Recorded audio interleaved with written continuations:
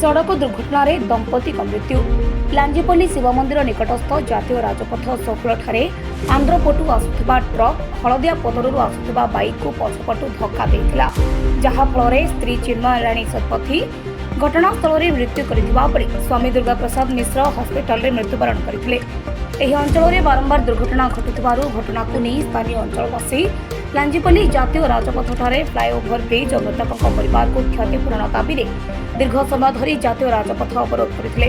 फल रास्तार उभय पार्श्व जानवाहन अटकी रहिथिला। परिशेष में ब्रह्मपुर उपजिलापाल दिनाखेर, अतिरिक्त तहसिलदार ब्रह्मपुर, अतिरिक्त एसपी असीम पंडा, रमेश चंद्र सेठी घटनास्थल में पहुंची लोकों को बुझासुझा करबा परे रास्ता रोक हटिथिला। ब्यूरो रिपोर्ट, बिप्लाबी परिक्रमा।